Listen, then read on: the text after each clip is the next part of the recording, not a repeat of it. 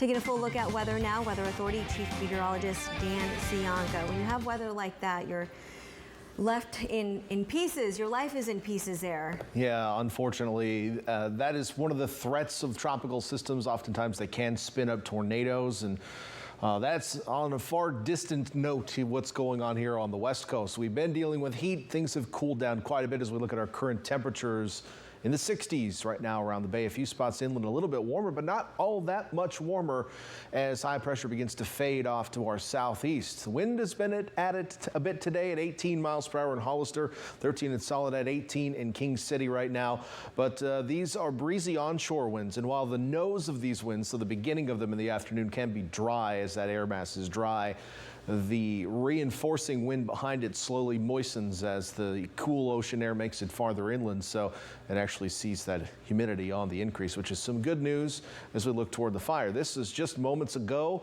from a webcam at Miller's Ranch, or above Miller's Ranch, toward the fire. Notice no plume out there today. We just really haven't seen a plume out there. We've been watching the air quality, still good for all locations around the Monterey Bay at the moment.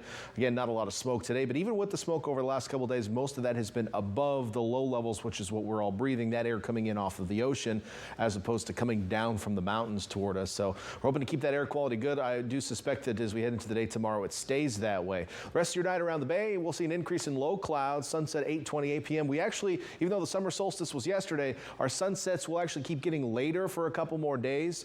Our sunrises have already started getting later, which means our days are shortening now, but there's a little bit of a lag behind the solstice before the sunsets start to get earlier. So we'll get to around 8:29 for the next several days, and then eventually it will start getting earlier. Otherwise, a little bit of patchy drizzle possible tonight. The reason the drizzle's there is because this area of low pressure is pushing moist southerly flow toward our coast. So the best chance of the drizzle will be in Santa Cruz, maybe around the east side of the bay as well, but the south side of the bay, at least in Monterey, I don't expect much for you. But either way, this area of low pressure next to us is going to keep the marine layer deep for the next couple of days, which is going to be more moisture in our fire region, which is some good news. There will be a little bit of wind over the ridge tops, which is of some concern, but we'll take the higher humidity values for sure. Futurecast showing the clouds being pushed up into the north side of the bay and eventually into our interior valleys overnight tonight. Some patchy fog and, again, as mentioned, some drizzle possible.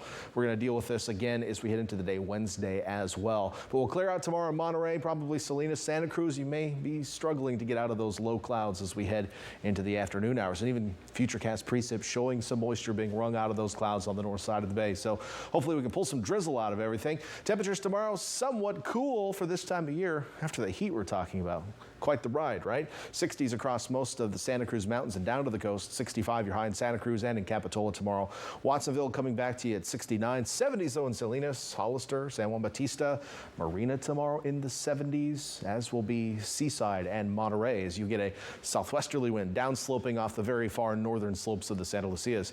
On the other side of the hill, if you will, Pebble Beach a little cooler with wind off the water at 65. And then down south, a cool day in Big Sur. Again, winds pushing up against the coast. Carmel Valley fairly warm. The Salinas Valley just mild for this time of year, and no necessary heat down south. We'll get close to 90 in Parkfield, but really you should be in the 90s this time of year. So for the most part, temperatures tomorrow at or below normal for this time of year. They're going to stay that way on the coast really for the rest of the week.